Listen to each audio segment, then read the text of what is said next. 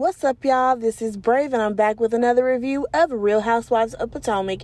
Yes, it took me a while to do this review because I was so frustrated with this episode, and I wanted to see what the aftermath was going to be, and we'll touch on that a little bit later with everything that was going on Twitter and what, some of the other girls had to say.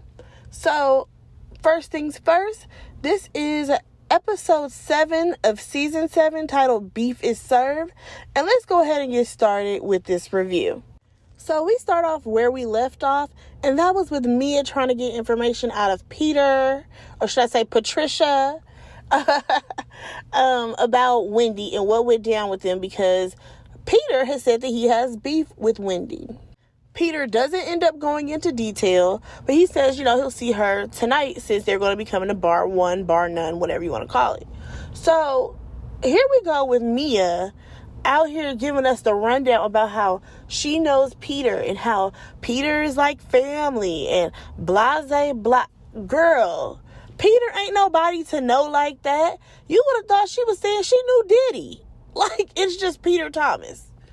Okay, he's nothing special. So then we see a quick clip of Charisse. She's still trying to find a place to stay because according to her, she need a bathroom. She need this, she need that. Whatever, girl. Now we see Robin. She's talking to Giselle and she's complaining about how they don't have no towels. But I'm like, girl, you do realize you are staying at an Airbnb. You're not going to constantly get frequent towels changed and all that stuff as if you are staying at a hotel. Maybe y'all should have chose a hotel instead of an Airbnb, y'all. Listen, that's not even important. Here comes Ashley and her forever lying ass. And here's where we're going with this, y'all. Ashley gonna come in there and they're asking her, how's the home buying process going? Every time Giselle see this girl, she asks her about the damn house she's supposed to buy because she's envious that it ain't her. Now, Ashley gonna tell us some bullshit, talking about I put in an offer on the house, but, I couldn't get it because the tenants won't be leaving by a certain time. I would have to wait like 3 weeks to move it. Ashley, you full of shit. Last time we checked, you told us the LLC wasn't made. So with whose money are you putting in these offers? Because it don't sound like it's yours. So are you putting in Michael's money? Because it's not making no sense. Literally, Ashley has said she has put in offers not once, but twice at this point.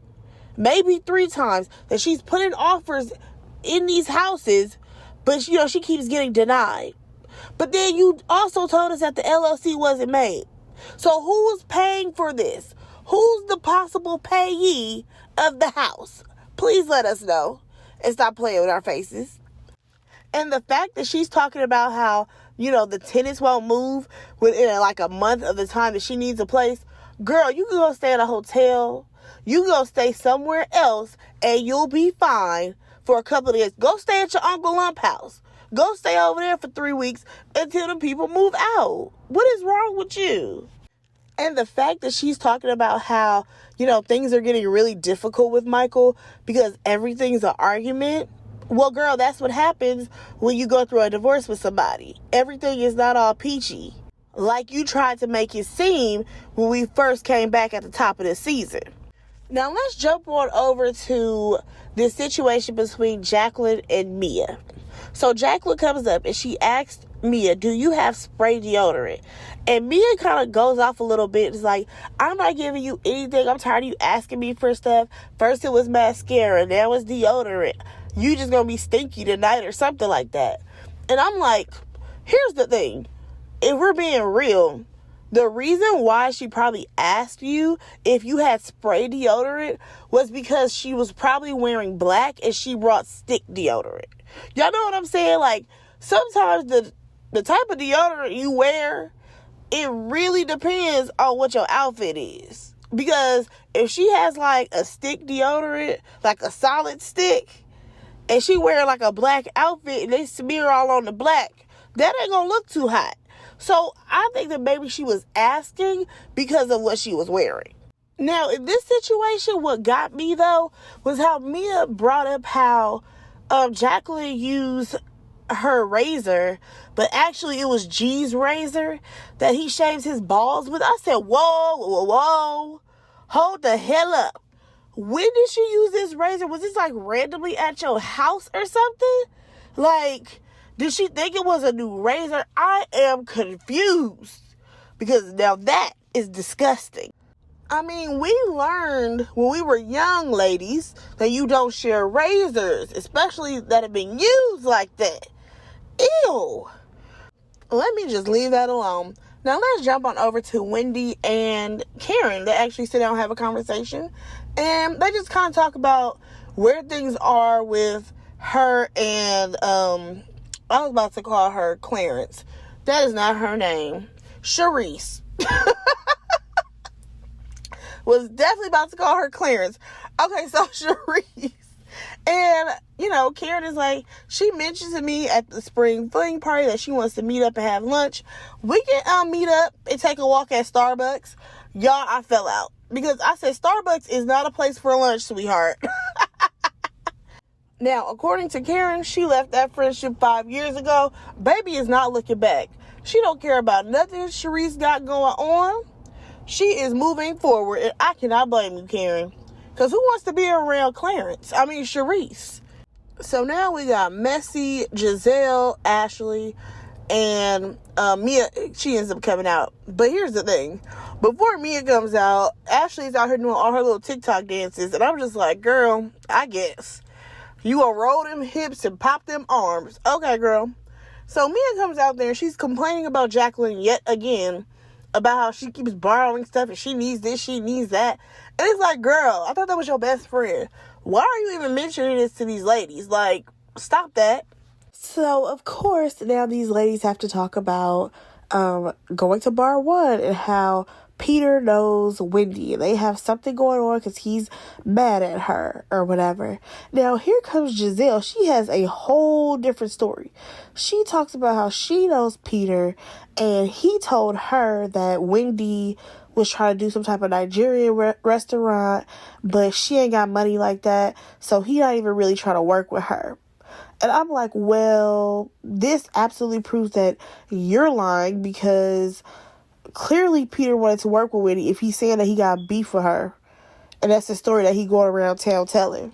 And don't even get me started on the fact that Giselle, of all people, is trying to talk about how Wendy doesn't have any money. I'm sorry, but Wendy has to be making some type of coin, considering she's a professor.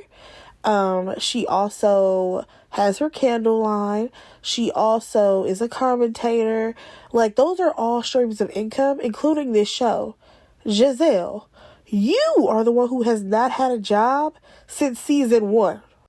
Because Every Hue Beauty was just something that I feel like you put your name on because we were starting a show, because we never saw that on shelves, okay?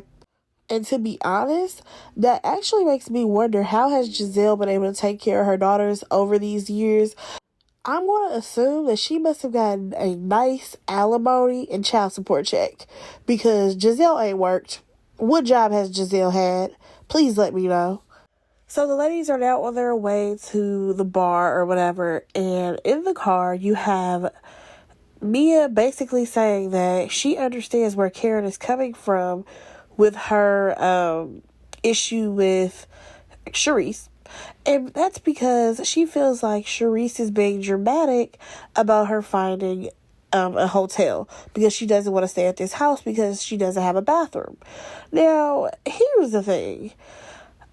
Mia, you just should have found a bigger house. When you knew how many girls were coming, you should have found a bigger house, especially considering Candace doesn't even have a place to sleep.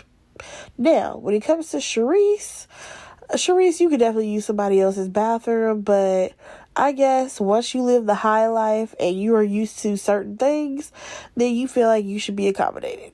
Whatever. So let's go ahead and move on to the other car. Now, the other car, they're talking about things that you do or don't do in front of your partner. And of course, Charisse says she's never, done anything like fart or go number 2 in front of her husband or partner.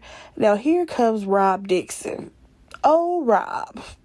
She literally says, oh, because, me and Juan, we've done all that stuff in front of each other. And then I also walk in front of, my 14-year-old without clothes on. I'm sorry, what, Robin? You don't have clothes on in front of your 14-year-old? That's absolutely disgusting. And I get it. That's your child. He came from your body. But at this point, girl, put some clothes on. Like, honestly, I don't even understand people who walk around the house naked when there's, like, other people living there. Like, it's one thing if you're out here solo dolo, or if it's just you and your husband or a partner, but I'm not comprehending if you have children running around, you just walking around naked all willy-nilly. Like, do you just walk from, like, your bedroom to the kitchen without clothes on? Like, where are you going, and why don't you own a robe? Like, you have all this money at this point. Why don't you own a robe, a muumuu, a pajama set? Hell, even if you were to walk around in lingerie. I'm just not understanding the whole naked thing. Somebody explain it to me. Oh, and to make matters worse, here comes Ashley chiming in about how, yeah, because my mom, she did that too in front of me and my brother. My brother thought nothing of it. I'm like, have you ever asked him if he thought nothing of it? Because I'm pretty sure he thought it was weird, but how he gonna tell his mama to put some clothes on? Secondly, I absolutely believe that this is very true, considering her mother is also the one who was out here sleeping in a tent because she was chasing after some man. So I'm not expecting much out of her mother. Nonetheless, let's move on. First things first, Mia is thirsty. Because why, when she first walks into the restaurant, she's like, hey, family. And I'm like, girl, you do not know the hostess. And then when they finally sit down, Giselle happened to ask Mia, like, oh, have you been here before? Oh, here we go. We got to hear of all the ways she knows Peter Thomas. How she's been to all the clubs. She's been to all of his openings. She's been here, there, everywhere. And I'm just like, girl, you sound thirsty. So the ladies are at the table or whatever, and they talk about one time Candace is going to get there. And here goes Ashley talking about because, Candace has a chip on her shoulder. So when she gets here, the air will probably be different. And I'm like, a chip on her shoulder? You accuse her husband of not only trying to flirt and get with you, because remember the whole situation for her to come to the hotel. Then you say your friend Deborah said that he was hitting on her. Like, girl, that ain't no chip on her shoulder.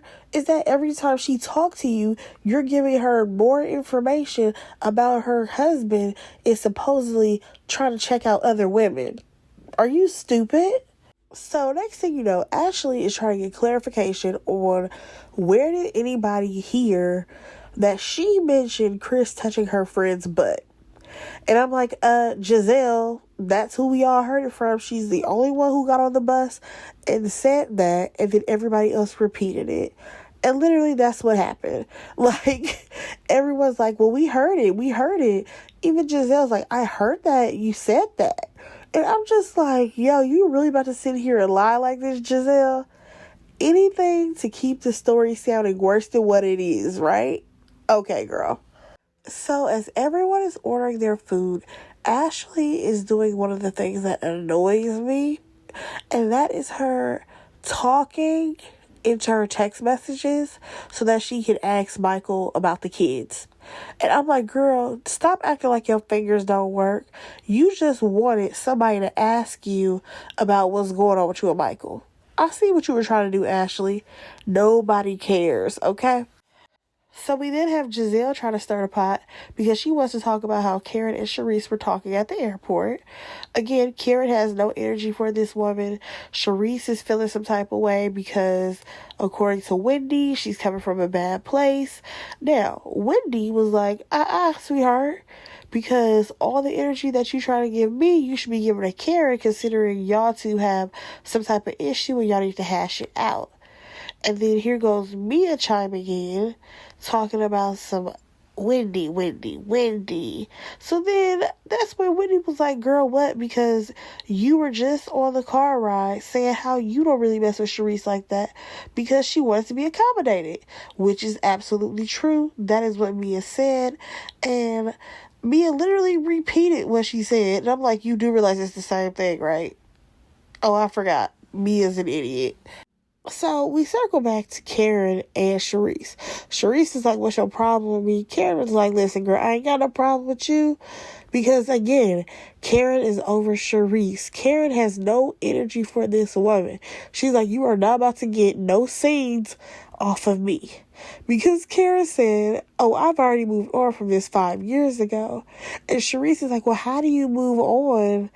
And it's like, girl, she just stopped talking to you. That's all you have to do to move on from somebody. Especially considering y'all have grown apart. And it doesn't seem like y'all were that close to begin with. So why are we sitting up here acting like y'all need to be friends? Baby, when I tell you Karen took me out when that food came out and she decided to say grace and then say happy birthday to herself because she was done with that conversation with Sharice, I was laughing, okay? So next thing you know, Mr. Peter Thomas shows up. He says hello to all the ladies, and it did not seem like he had any type of energy for Wendy.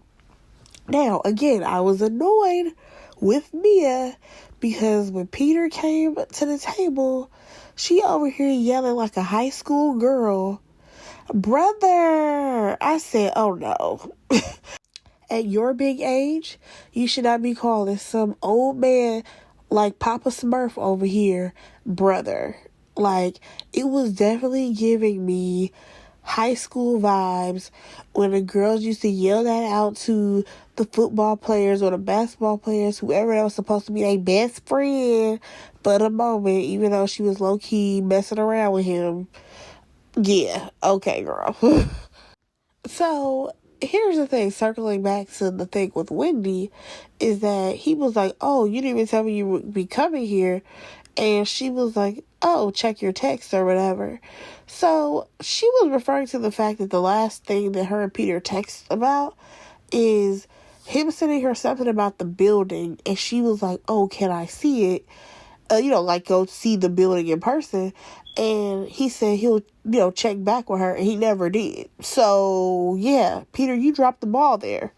Now, let's talk about people being nosy, because Sharice says that she's going to go use the restroom, and here goes Mia. She's trying to go, hunt Peter down so she can get the information about what's going on with Wendy.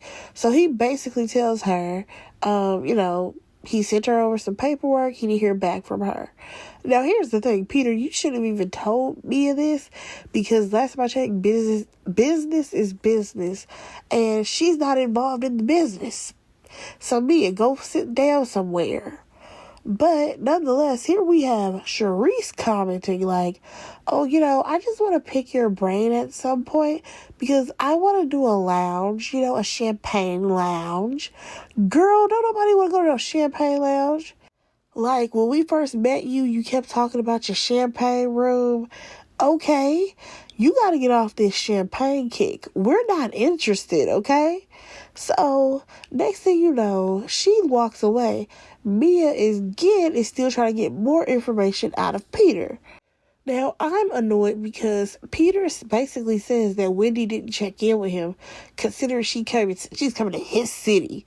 I said, sir, who do you think you are? And you talk about your city when you just said, when you came to the table with those ladies, that you be in Baltimore more than you be in Miami. So which one is your city, baby? Which one do you spend more time in? Also, when Wendy met up with you, she met up with you in Baltimore. So why would she assume that you're automatically in Miami? She don't know your schedule. So why would she even reach out to you? Like, come on, make that make sense. And then, again, you're talking about how, she came to my restaurant, all this stuff. And it's like she didn't, choose where they were going. This is Mia's trip. Mia is choosing where they're eating. Also, I don't even think Wendy knew where they were going. Probably until they got into the car. So, whatever, Peter. Now let's hop on over to Ashley, who's getting all the info from Jacqueline, how she really feels about Mia. So Jacqueline is like, listen, Mia is a lot. She has a big personality. And to be honest, I'm not sure if I were to meet her today, as an adult, if we would be friends. And I'm like, so basically you're holding on to this relationship because of the amount of time that you guys have known each other. Because I'm sorry, the way Mia was trying to act like, I don't know, like Jacqueline was kind of like a poor has-been begging. Like, I ain't like that. Because if we're best friends, you should just say, whisper to me, no. You know what I'm saying? Like, it's bad enough that you're mic'd up.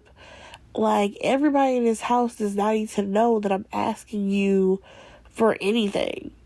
Like, chill out. So Mia comes back to the table, and of course she's ready to get it started about Wendy. So of course Giselle is the one who asks, oh, what was all that about? And she's like, well, Wendy, basically Peter has beef with you or whatever. And Wendy was like, girl, I don't have beef with no man. So if he got beef with me, that means he must have beef with my husband. He can go talk to my husband about this. And here we go with me and talk about something. That's family. That's family. Girl, Peter is not your family. Why are you going so hard about this man? So here's the thing that I find interesting within this argument, because at this point they're going back and forth. Wendy is like, the only man that I need to check in with is my husband, which technically is true, because if she's flying to another city, she's going, on a trip, she's doing this and that, yeah, she probably wants to let her husband know what's going on. Now, when it comes to reaching out to Peter, now I definitely know sometimes in business people, they reach out to people like, oh, I'm in your area, hopefully you're around, maybe let's try to catch up and do like a quick meeting to see where both of our heads are. But that's not the space that Wendy is in. Wendy has said she's not focusing on business right now. I'm here for a girls trip. So if I see Peter, I can say hello, but we're not talking business right now, which is understandable. Now, here's the thing. Wendy did say, all because you and your husband play like that, me and my husband don't.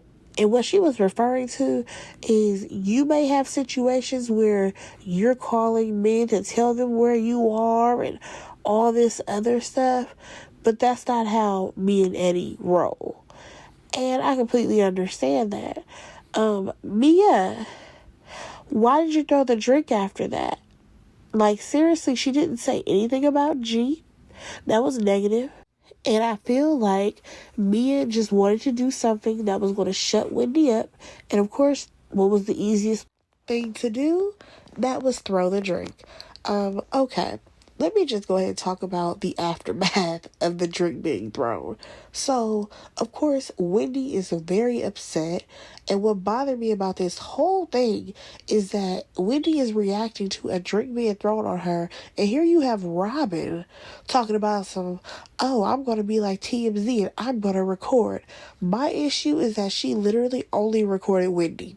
She never recorded anything that Mia did, but only what Wendy was going off about. And I'm like, you are so ridiculous, Robin. I feel like at the beginning of this season, like Robin was like playing her cards to where we thought we were going to like her this season.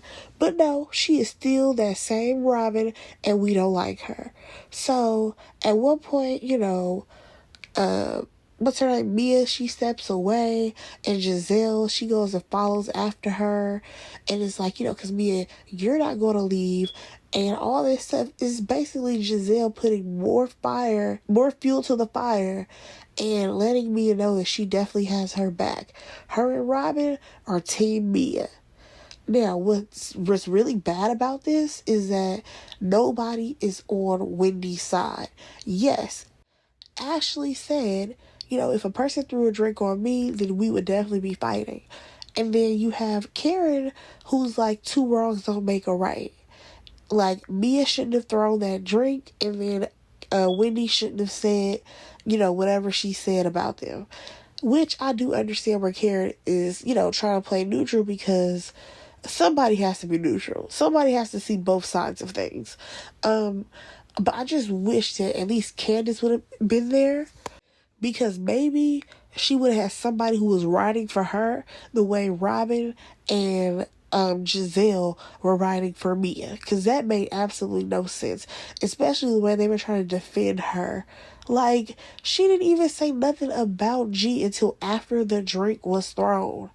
Like, I can't lie, even talking about this is making me so pissed off, because Wendy did not deserve any of what happened, especially when Mia came back and then she was trying to swing her purse. Like, are you serious?